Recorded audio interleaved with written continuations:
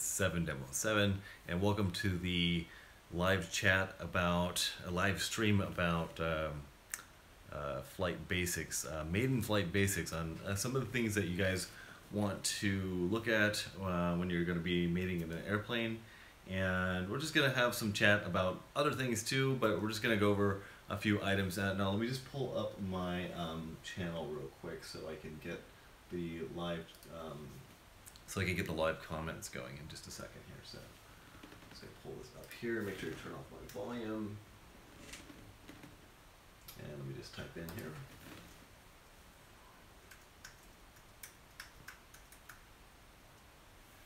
I'm trying this as basically kind of like a new format to see how this is all going to work. So we'll see how the audio is. And hey, Lauren.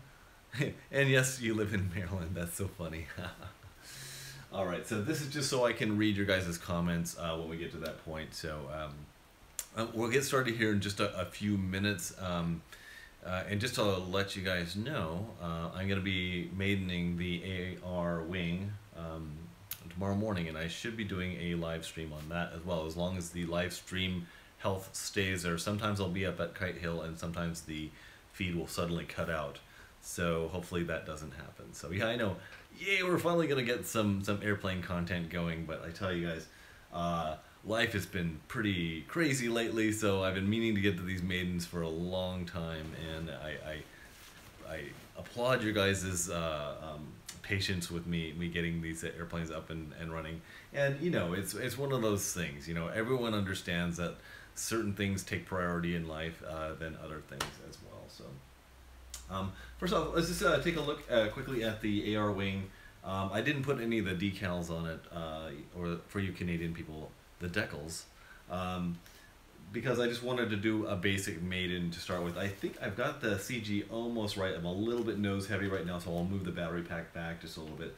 But as far as maidening goes, I see a lot of people making this mistake. And as experienced as I am with airplanes, anytime I'm going to be flying an airplane, whether it's going to be FPV or just line of flight, what I always do is I always just put in a battery, a receiver, and servos. That is it. And I get the airplane flying really well to my liking with all the proper throws and the expo that I like, and I test the CG and move the battery forward and backwards. So that's before I put any of my FPV gear in. And you know, FPV gear isn't even that heavy, but if you're going to crash an airplane, why have your FPV gear inside of it, and also your HD camera? Hang on just a second. Alright. So your HD camera, why put your HD camera on there and risk a crash on your maiden flight when you just, yes, exactly, we just landed. So why risk your HD camera, your expensive HD camera, on a HD flight or on your maiden flight? God, man, I can't talk today. And potentially lose your camera, or you know, hurt your camera and all that good stuff. So anyway, so I'm going to go ahead and take a quick peek at this right here. But this is a great looking airplane. I've seen a lot of guys that have been flying these, and it looks like it flies really well. I'm going to fly it first off on 3S, and then I'm going to switch to 4S tomorrow morning. So it might be a little bit of a long live stream. So if you guys are able to be with me during that time, that would be really, really awesome. Guys, this is my, I'm going to tap on to focus here and just show you guys the, or is it, oh, I can't tap to focus. Okay, this is a generalized focus. So when I had my regular camera, I could tap on my screen there, and it would show that in high def. So my new iMac, so this is what I'm doing all my editing on as well. So, all right. So we're gonna, and I have my notes right here, so I might look down just slightly. I hope you guys don't don't get distracted by that. But I do have a couple of notes, some show notes, if you will. So let me just set this aside here. And Isaac Fitzgerald just came into the room. Thank you so much. And we'll just talk a little bit. So if you guys saw that we did a live, or we actually didn't do a live, but we did a mini drak maiden with my friend Leadpan, who's also, his name is Pedro Ha. And I was I was a little concerned with how his airplane was set up, and for good reason too. And I thought that that his airplane wasn't quite set up properly from the get-go, and we did have some issues during his maiden flights. Luckily, luckily we didn't have any unscheduled landings, as some people like to say. Um, so one of the things I know that he didn't do is he didn't really do his internet research on the airplane, because he had so many things wrong with his airplane before getting it maiden, that we really had to work on it quite a bit before we actually got it airborne. So. And it was a little bit shocking to me, but sometimes people don't know the proper steps to go through when before they take their airplane out for a maiden. They just think, oh, I've got some throws, I've got the CG just about right, let's go fly it.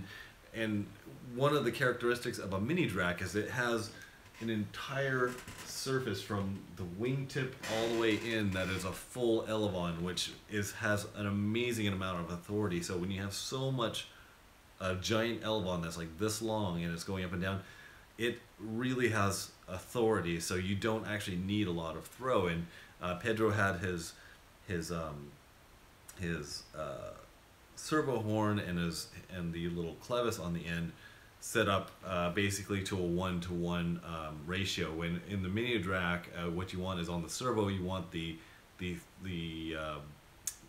servo horn at the very as close to the wing as you want, and then also at the elevon you want the it at the top of the clevis, so you have the most amount of resolution on your servo and the least amount of movement at your elevon. So these were basic things for the mini drak, and I thought he would have researched this beforehand, but I guess he didn't. So this is these are some of these things that I forget about as an experienced pilot. These are things that just come really naturally to me.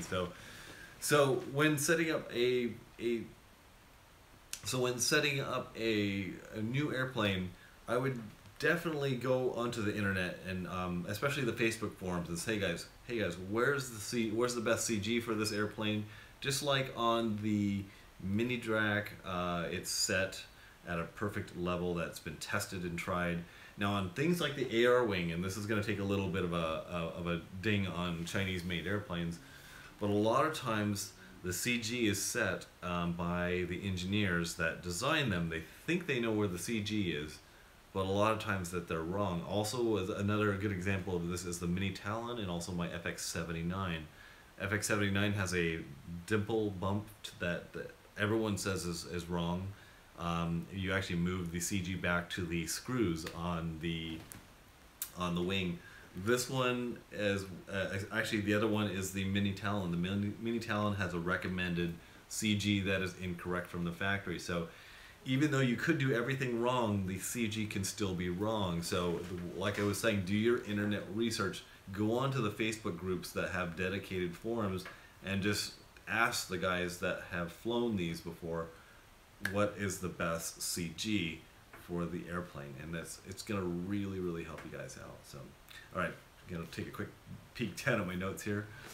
The other thing I was talking about was servo throws. Now, the other thing that Pedro's wing had a really hard time with is that he had the servo throws completely wrong. He had about a full 3/4 to a full inch up of travel and down of the elevon, and the elevon should have had no more than a 1/2 inch up and down for the mini drak. So like again, I think of these things all the time, but someone who's a beginner is not going to think about these things right off the bat. So so having the proper throws is correct, and the other good thing to do is to throw your dual rates on a switch to where you have a low, a medium, and a high, a 3-position switch that will give you a dumbed down amount of throw. So you basically can't do anything too you don't panic and over control the airplane, which is always a horrible thing. So so take that for what it's worth. Other things to consider is expo as well, and for most of you here in this room right now, or you guys gonna know what expo is. I run 30% expo on all my surfaces, elevator and aileron. Always, it's a 30%. Unless there's a certain airplane that I have that has a really weird flying characteristics, but across the board, 30% expo on all surfaces. And for those of you that don't know what expo is, so when you take your stick and you move it back and forth, let's say just the very middle of the stick right here, you're just moving it back and forth. If you have expo programmed in, it's going to make your elevon go just a little bit like this. If you have no expo programmed in when you do this, it's going to have very wild fluctuations there. So in the middle of the stick, it's going to give you a little bit of a deadened sense to your controls. It still gives you full deflection of all of your controls, but in the center it's a little bit more deadened so that you can have more precise control of your airplane. I run 30% all the time, and it really helps me out. So, and guys, I will take a look at your guys' comments in just a little bit. I'll look through the log here and just respond to any questions you guys have. So if you have any questions, definitely put it down and I will read it from the new iMac. Okay.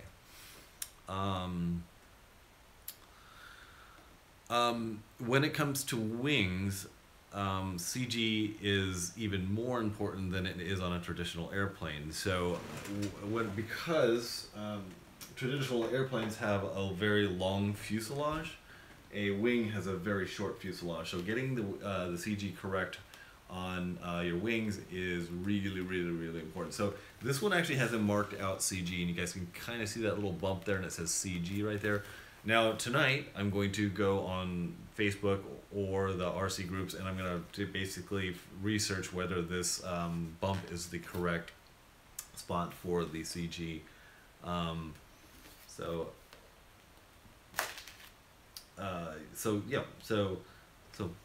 Here's how I have the internal setup right now. Right now with the camera in the inside, it's a little bit nose heavy, so I'm going to move this battery back. This is a 3S 4000 milliamp LiPo. I'm going to run a 4S 2400 kV motor as well. I also need to take my antenna and stick it out the side here. I stupidly had it coming out the center here, and it actually blocked the attach from attaching. So I don't know what I was thinking.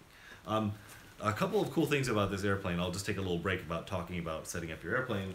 Is that it has a couple of different face mounts here for your cameras, which is really cool, and also your FPV camera goes here on the side. So let me just pull this off real quick. This is held on by magnets, so this is the one that's going to be holding your GoPro style camera, which is going to be similar to this one right here. This is the Turnigy 2K camera. It's a really good camera. I scratched the lens, so I need to replace it. I have to replace it, I just haven't put it in yet. So if you wanted to run a dedicated straight camera or a straight FPV camera, you would put this nose on the front. You kind of see that. Or if you wanted to run a session, you could put this nose piece on. And each one of these nose pieces has a little a plywood laser cut box in it that will help hold it in place. So it's not just this face that's holding it in place. It actually has a little structure that goes in here. This is a really well-designed airplane, and it's made with EPP, which is going to make it really strong. So, but like I said, all Maidens, I don't have any cameras on there. I just put the weight of a camera in the front, and I'll do that tonight. I'll build up. I have some tire weights that I use for simulating the weight of the camera, which I think is like 70 grams for a GoPro right now. But anyway, let's take a look at my notes here. So I have a bit of a rule with my airplanes. A launch theory is that I never want to buy an airplane that I have to rely on anybody else to launch for me. So this is why I did the crazy launches with the mini drak and the mini drak. Oh, excuse me, not the mini drak, but the full size drak. So I wanted to do a one-handed launch. and it actually went really successful. I had like 1 or 2 failed attempts, but I learned a lot from those things. One of my failed attempts, and this is it was on my Maiden, and this is a really good reason why you don't want to have your flight controller controlling your airplane on a Maiden. I had it set to stabilize mode, so if you can imagine, if I took the full-size drak and I launched it full throttle and up like this, as soon as it would come out of my hand, it's going to automatically want to level the airplane, and that's exactly what it did. So it took my large size drak, it's like a 7-8 pound airplane.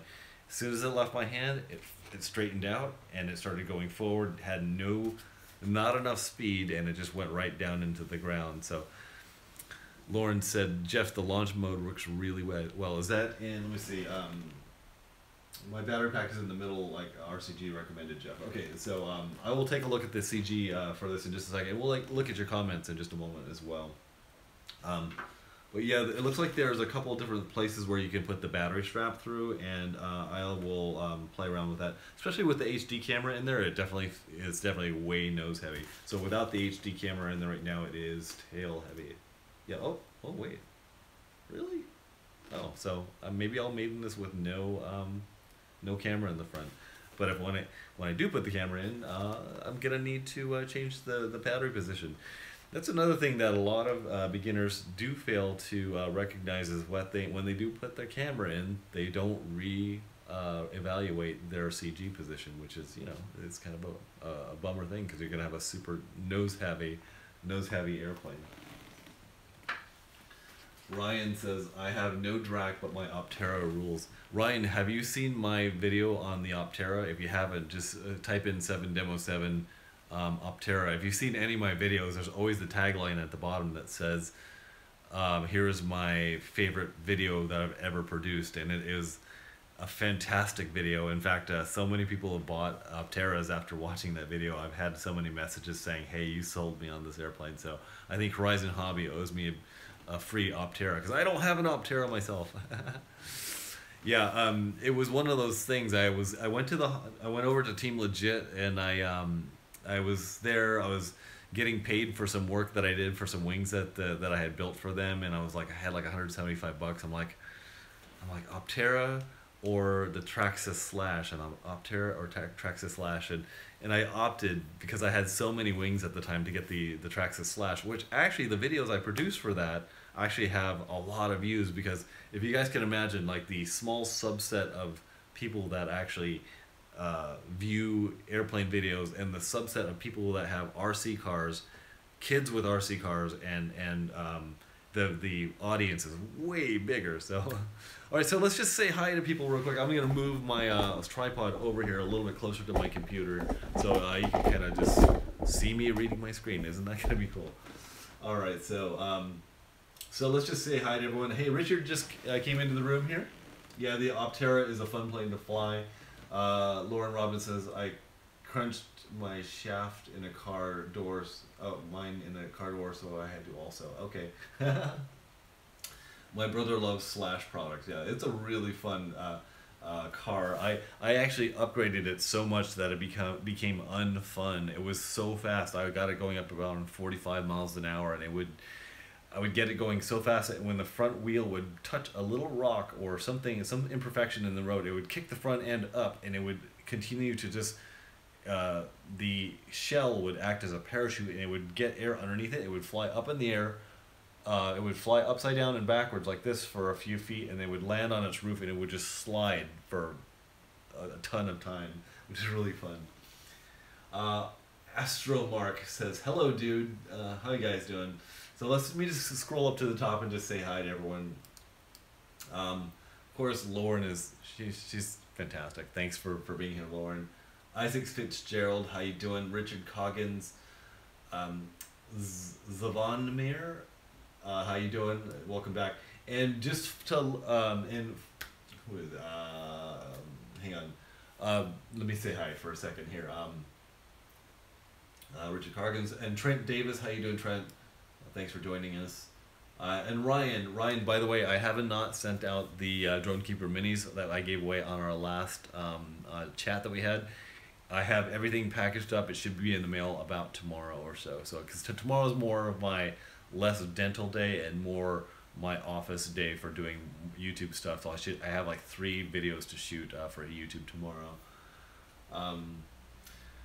And Lauren did say my battery pack is in the middle, like the RCG recommended. And Lauren, I'm assuming that you're talking about the AR wing here. So, and tell me, Lauren, what do you think about the AR wing before I fly it tomorrow? And join me tomorrow as well. Tomorrow probably around 8 a.m. We'll see. All right. Thanks for all the ducks, Lauren. Ryan says that he has new carbon fiber spars because he crashed his. Lauren Robin, I have one too, Ryan. Works well. Jeff's Optera video is what made me buy it. Yeah, the guys that are up in flying that up in Kite Hill they do such a great job. I'm gonna switch this to green. Hang on a second. Yeah, that's a little less fluctuating with the background there. I think with the blues, the camera kind of freaks out a little bit. We do have Astromark, MK Bonene. I believe I used to fly with you a while ago, MK. Remind me, MK, if you're the guy I'm thinking about. You had a Phantom with FPV that you molded into the fuselage of it. Mo, yeah, hey Mo, how you doing, buddy? Digital Flight, how you doing? Stu Jade, how you doing? Call me Stu from Australia, thanks. Australia or Austria? I think it's Australia that you're from. Yeah. Tell me, hey Mo, do you still fly? Do you do anything? I'm right now. I'm right in the middle of drifting, and I'm also still flying airplanes and quads and stuff like that. So, all right. So let me just see here. Okay. Also, on my theory about maidening is that even though you might be good at throwing an airplane and flying it, always have a friend throw the airplane for you. Now tomorrow, I don't know if I'll have a friend or not, but I am quite experienced, and I will. And luckily at Kite Hill, it's nice because you throw the airplane off, and if it dips down a little bit, it'll just go down the hill, and then you catch it, and then it kind of goes. So it's better than being on flat land. You launch the airplane, and then it dips down a little bit, and it goes into the earth, and then back out again. So yeah, it's pretty funny. But yeah, try and have a friend throw your airplane for you. It really helps calm the nerves. It helps you not have to concentrate on so many things all at one time. If you can, throw it with your left hand. I'm more of a righty, so I usually put the throttle up and then get it thrown. Hang on a second. All right. Also, I would say never, ever, ever maiden an airplane on FPV, because if you can imagine, every airplane needs a little bit of tweaking and adjusting. Doing that under the goggles is horrible. A lot of times you cannot tell when an aircraft is too tail heavy as it's flying, as you see it going through the air, and it's kind of got this wobbly thing going on. So never ever maiden your aircraft via FPV. It would be a ridiculous thing to do. So, all right. So let's see here. Mo says he's into the micro stuff. Now, micro stuff is pretty cool. The one thing I hate about micro quadcopters is that they're so hard to work on, and they break very, very easily for me. So I just kind of shied away from them after the Baby Hawk. So a lot of times with quads, you get one problem with one ESC, and then you have to go through every single ESC to find the problem. So I've kind of shied away from micro stuff. But with the new possible regulations coming up, we might have to all be forced to under 250 grams, which I'll tackle that issue when it comes up. All right, and CP Captain Fritz, Australia, also here. That's cool. Right on. Okay, so tomorrow, so I'm out of receivers, and so that's why I'm going to be using the Turnigy. This is called the i10. Believe it or not, this is a fantastic radio. I don't know if you guys have seen this. Check this out. Oh wait, hang on a second. I gotta get all my switches up in the upright position here. Return your tables to the upright position. Okay. Can you guys hear that? Isn't that cool? So this is not. It's kind of like an inexpensive radio with a lot of really cool tech in it. Setting up an airplane through here is dead simple. I hate programming radio. So I have my Tyrannus. I have my Spectrum. Spectrum is by far one of my easiest ones to set up. But like I said, I'm just out of receivers. I had 2 or 3 receivers for this bad boy right here. So when I do my Maiden tomorrow, I'm going to be using this. I have it already set up on 30% Expo. I have the Expo set up on these little dials right here, so if I need to add more or less, I can do it on the fly. And I also have my my switches set up for my elevate. Excuse me. This is my this is my this is my aileron right here. So I have my throws set at low, medium, and high. So I always know as soon as, when I push my switches forward, everything forward is the easiest setting. So my elevator is going to be on this switch right here. So low, medium, and high on my throws. So that way, if I'm in low rates and the plane is just so sluggish, I could just pull down on the switch real quick and speed it up. Or if I'm doing a roll or even a backflip or a loop, a backflip. If I'm doing anything like that, I can increase the rate on the fly, and I can actually set these up on these dials as well. These dials are really cool because they're recessible. You can pop these in and out. This is a big. This radio actually has a lot of features for the money, and it's a really cool airplane. The biggest complaint about this is obviously you can't put the modules in the back, and also the range. People have complained about the range. I haven't had any problems with the range with this radio. I would consider this radio kind of a fancy park flyer, and with maybe a little bit more range than that. I've actually taken this probably out to about a half mile or so, so it's not bad. So I haven't had any problems with range. All the receivers come with diversity antennas. So as you guys saw in the hatch, the cockpit, the bay of this airplane right here. So it does have a diversity antenna, so I am going to have one straight up and down and one at a 45. It's a little bit pointless. Let me just mention this to you guys. A lot of people put both their antennas at a 45 degree like this.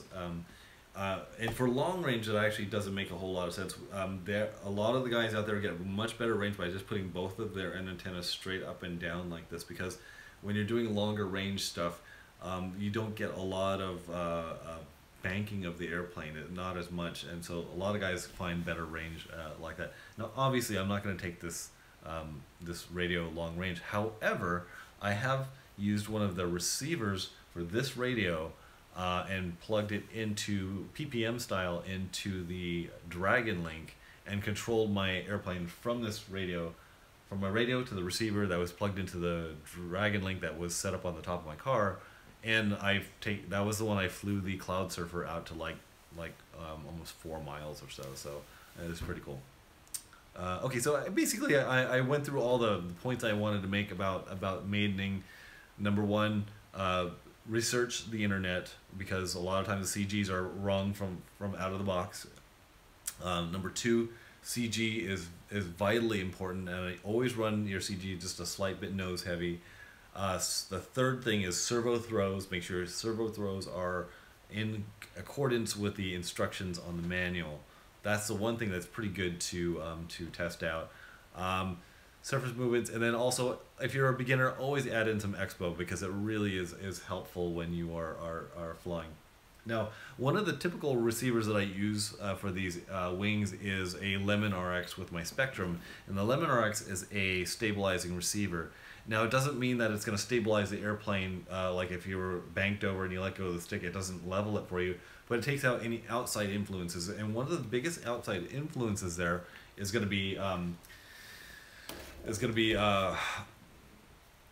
torque from your motor. When your prop is spinning one direction, it's going to want to torque the airplane the opposite direction when you're throttling up. So that's why it's good to throttle up on the ground and not after you throw it. Because if you throw it and then start to throttle up, it's going to take all that torque and put it right into the airplane. When you have a stabilizing receiver, it feels that torque and it instantly corrects for it. So if your motor's going this direction and torquing your airplane this direction, it's going to automatically offset that by bringing your elevon up instantly. So that's one thing I really like about stabilizing receivers, that I hate dealing with torque roll. That's what it's called. It's torque roll. I couldn't remember for a second. So yeah, I'm not going to have that tomorrow. It's just going to be a plain receiver that's just going to, I'm just going to fly it as is with the minimum amount of throws there. So let me just take a quick peek back at your guys' comments up here, and we'll respond to any questions or laugh at jokes. All right. So Ryan Romel, he says, do you live in the Bay Area? Astromark, I'm thinking about getting a fixed wing because the Bix 3 is huge for a learner pilot. Yeah, that's what I noticed. What is your name? Astromark.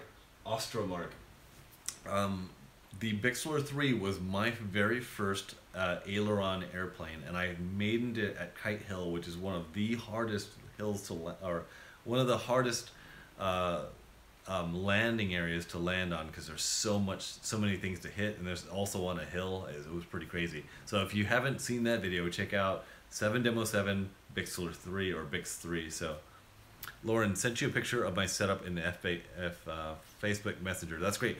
I'm filming this on my iPhone right now, so I have the notifications, or I put it to sleep so I don't get any phone calls or messages while I'm filming this. So I will check that out for Lauren. Thank you so much. That's going to be probably pretty helpful. And here's the other way you can figure out about airplanes. You ask people in the community, and here we go. Yeah, it's pretty cool. All right, so yeah, the Bixler 3 is an okay airplane for a beginner if you have a big wide open space to land it in. Now I took the landing gear off my Bixler 3. I hate landing gear. I have a thing about landing gear that I don't like on my airplanes. But that's just my preference. But yes, if you have a Bixler 3 as a learning airplane, make sure you have it and you have a big wide open place to land it. The Bixler 3 is a floater. It likes to float. You know, you try to get it down on the ground. I remember during my video, I think I went past the runway about 4 times. And that's one of the things. If you've got plenty of battery left over, if you come around, you feel like you want to land, but it's just not right, it's a good idea to just throttle up and come back around.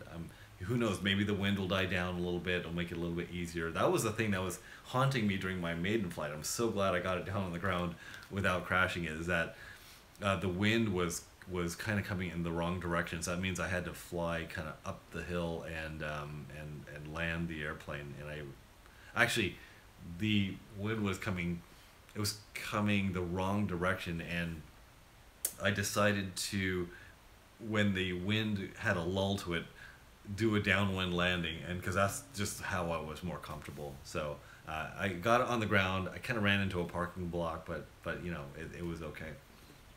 Let's see here. It's cool to talk with someone else that speaks German. Living in California, I don't get to hear, and my grandparents are passed away. Oh, sorry to hear that, Ryan. All right, so let's just go up through here, and we have 12 people in the room right now. Sorry about my nose. As you guys know, every time I do a live stream, my nose gets super itchy, and I'm trying not to be gross. Sorry. All right, so.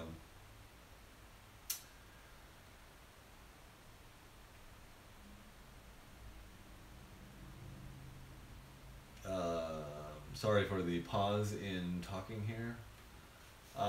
The Nano Talon is also really easy plane to fly. I was wondering about that, like how easy it was to fly. So I might actually look at getting a Nano Goblin. I want to actually get a. What do you guys think about this? Getting just a standard Goblin on my channel as well. I thought that would be a really fun aircraft to fly. Hang on a second, my nose again. I'm gonna go off camera here. Oh, my nose.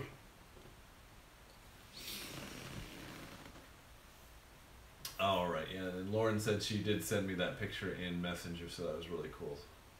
So Lauren, how many planes do you have you got now? I'm at 25 or so. That says Stu Jade. What other aircrafts do you love to fly? I have one of my most fun airplanes is called the Fun Cub. So my three main ones are the Mini Drak is my favorite, the FX-79 and the 61. Now I sold my 79, so it's going to be the FX-61. It's just a perfect size airplane for getting inside of your car without having to take it apart, just a standard size car. And then also my KA-8, which is my powerless glider that I fly at Kite Hill. It's just a really cool airplane to fly. It's a scale glider, so it kind of has a little pilot in it, and it's modeled after a real KA-8. And it's just, there's something really kind of surfer zen about flying a slope soaring or just a standard glider that just has a little tiny battery pack that you could just fly for hours and hours and hours. So that's my favorite. One of my, God, I have so many favorite airplanes. Okay, Mini Drak for kicking ass. I've got the Fun Cub for kind of like old-timey kind of flying around. Then I've got the KA-8. And as far as wings go, like I said, the FX-79. That's kind of my, like my not my trifecta, but my quadfecta. My four favorite airplanes. It's really it's good to have a nice quiver, but I have too many airplanes. And I mentioned a while back that I'm going to be doing a airplane sale, a fire sale, where I'm going to be selling off a lot of my extra planes that I have. Moving into a new house and everything, I need the space, so I'll be getting rid of some of my stock, as it were. If any of you guys are in Southern California, let me know. So, all right. So let me see here. Lauren Robinson, the Goblin is a fantastic plane. I have too many, Jeff, like 30. Oh my gosh, that's pretty crazy. Stu, it's a mess. Richard Coggins says, I have around 20 planes over the years, and the Nanotalon is one of the easiest I've ever flown. Very docile. That's good to know. I have one of those too, Rich. They're fun, aren't they? Yeah, I don't know. Tell me, what do you guys think? What do you guys think is kind of the newest, coolest airplane that's coming out? Because I think all the new cool airplanes have kind of come out. There's the Mini Drak, there's the Goblin, there's kind of the Strix, the other Strix airplane that looks a little bit like a Bixler. We've got crazy airplanes. Oh, I forgot to tell you guys. I am getting a new airplane, and it is a wing, and I'm going to be getting a right wing. I'm going to be getting a right wing Hardcore 44, and it was built by Volker Bochen, Bochen. So Volker is a guy I fly with. He does some serious long range stuff. He has one of the coolest flying fields to fly out of. He flies out of kind of North Los Angeles area in the mountains, and they have one of the coolest private RC fields ever in it. I have a video that is from that area, but he does some serious building, and I basically put a Facebook post out there. I said, hey, who has a Hardcore 44 that they want to get rid of? And I told them in the post, I said, I'm burnt out on building and I just want to fly it. So Volker has, I think he's got 2, maybe 3 of them. So he said, hey, I'll let this one go for parts, which is awesome. So I should be getting that this week. And the Hardcore 44 is one of those airplanes, American made, America. And Chris with Right Wing, I like to support his business because he's one of those guys that really works hard for his passion, and I really respect that. So I'll get the Hardcore 44 on my channel. I'll tell you guys everything I know about it, and I'll take it out for a spin. It's gonna be a rocket because that thing, I know guys get it up going like 140 miles an hour. I want to have a fast FPV airplane, and that's going to be a really ass kicker, so it should be pretty cool. So guys, let me just read the rest of your comments here, and we're going almost on 40 minutes right now, so I'll do that and we'll wrap up. And I am going to be doing a full drak setup, the Mini Drak. I just thought I would do this quick live stream just to remind myself that not everyone has the skill set to have a successful Maiden. Honestly, I don't think I've had a botched Maiden since I started flying. So, because I think I'm one of those guys that kind of really researches the airplane before I ever take it out to the field. So yeah, Discover RC says, man, I miss having a fast wing. I do too. The fastest wing I had for a while was my my legit wing 40.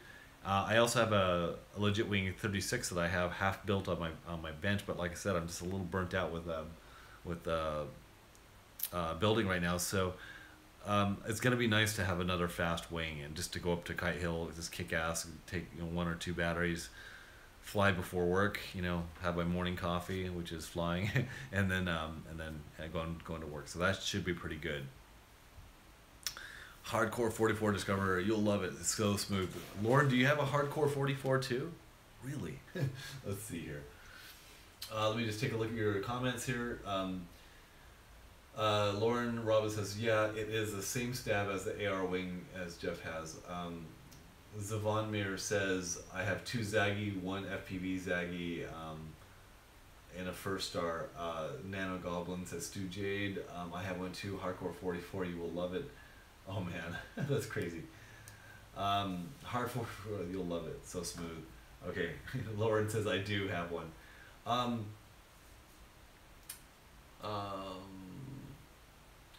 Let me ask you guys one other question too. Do you guys have any airplanes that you like to just fly line of sight, or do you do everything FPV? Like some airplanes, I actually love flying the mini drak line of sight because I can get so much closer to the ground and really buzz things up at Kite Hill, and man, it's just such a ripper. I really like flying at line of sight. Plus, you can really tell the direction it's going because of its ominous bird of prey silhouette, I should say. Yeah, silhouette. All right, so the law here says line of sight. Radian for line of sight. Man, I miss my Radian too. That's one of my favorite airplanes. God, I was flying my Radian with another guy who had the exact same Radian, and of course my eyes followed his Radian, and mine just went right in the hill and just really tore the hell out of it. My next plane will be the full-size Goblin. That's funny. All right. Okay, guys. So I think we're gonna wrap it up right here. So my only concerns about this airplane, and it's really cool because it has these little thumb screws that you just tighten down in the bays here. My only concern about this airplane is if you do crash and you do happen to bend the wing back, is that this has a square spar through it, and it's not exactly the strongest bit of kit there. So I'm a little concerned about these thumb screws stripping out and the wing coming off in a hard crash. So even though APP is very, very strong, that's about my only concern about tomorrow. I don't think I'm going to crash it, but landing it, I'll just land it on the runway or up on the dirt patch up there, and we'll see how it goes. So I will let you guys know. So I'm sorry about my nose again. All right. Let's see here. I kind of miss line of sight, going to do more of it this year. That's good, Lauren. Yeah, because it's pretty a cool experience. Lauren says, mine are glued now, Jeff. First crash, and that's where it broke. So even though this is a cool plane, it might be something to get you off the ground. I don't really recommend it for a beginner because of that thing, you know. And gluing the wings off is not a tragedy either. It's gonna make your plane a lot stiffer, but you know, it's not that big of a wing too. It's got what, about a 40-inch wingspan. So this is something you can easily chuck in your car.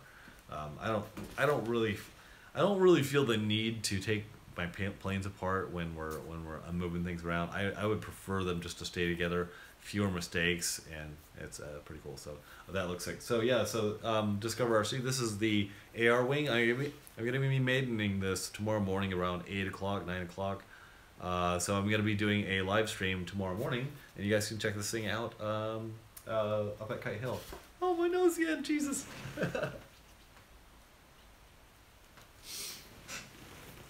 Hey, Ben Harbor, you came in right at the last minute. Sorry, buddy.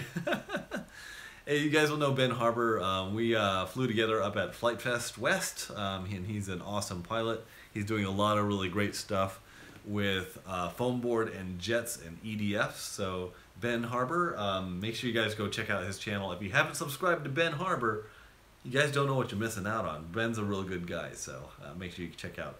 And Ryan's a local, so he knows Ben as well. Let's see here. Okay, guys. So on that note, guys, I'm making this run. I don't know how I went to 44 minutes, but Ben, as soon as I end this live stream, it will go up on my YouTube channel. You can watch the whole thing. It's hopefully you guys enjoyed this. Sorry, Ben, never heard of you. Yeah, Ben does a lot of stuff with Flight Fest. In fact, he has a C-17 that he maidened. He didn't maiden it at Flight Fest, but he had a whole episode dedicated to him. In fact, he's had a couple of episodes on Flight Fest. Ben is the local star of our flight community over here. He does a lot of great stuff. So check out his channel. It's Ben Harbour, I believe, on YouTube. If not, you can find him on Facebook, I'm sure. Ben Harbour, and it's H-A-R-B-E-R. Harbour. It's not like Harbour, like B-O-R. I think it's B-E-R on the end, right? H-A-R-B-E-R, yes. Yes, he had a C-17. He had some problems launching it on like the second day of the Flight Fest, so unfortunately it did take a little bit of a dive. Yes, he sucks at vlogging now, I know. Yes. But yeah, guys, check out Ben. I still have some video from my my flight stuff from Flight Fest that came that I did a live stream on, actually. And yes, he is building a Valkyrie right now, which is pretty awesome. So check Ben out. He's a good guy. On that note, guys, I should be calling this live stream. I should call it Monster Evenings. I should have my monster drink because that's my one vice. You know, I don't drink, I don't smoke. You know, and every once in a while, every other day, I have a Monster Energy drink, which I got addicted to when I was up in Whistler, Canada. Riding the mountain bike park there, and every run we would come down, we'd be so thirsty. We'd grab a Monster practically every other run, which is pretty crazy. So I don't know. I keep drinking them. I know they're bad for you, but I also don't drink a lot of soda either. So oh, the vegetarian update. If you guys caught my video on vegetarianism and me, getting up to my maximum weight that I didn't want to get to. I think that was November 6th of last month, and it's been about a little bit about like a month and a half. I've lost only 3 pounds as going to eating vegetarian. And there's the old joke, of course, how do you know someone's a vegetarian? And the answer, the punchline is because they won't shut up about it. Isn't that funny? But actually, yesterday we had our company party. And we went to the Orange Hill restaurant here in Southern California, which they just had this gigantic buffet. I held strong. I didn't eat any meat. And actually, during Thanksgiving, I decided to go ahead and partake in some turkey. It's tradition, But that was the that's the only time I've eaten meat since November 6th, and I feel great. Actually, I have a lot more energy. I'm eating a lot less fast food, and it's really been helping me out. So, on that note, that's the final note. I honestly am telling you guys that's the last. So, everyone, thank you so much for joining me. And for those of you guys that I gave away the Drone Keeper Minis last live stream, which was only like about a week ago, I will be getting those into the mail to you very, very soon. It's actually they're all packaged up, and I'm ready to get them out to the mail. And I will talk to you guys later. Thanks, everyone. See ya.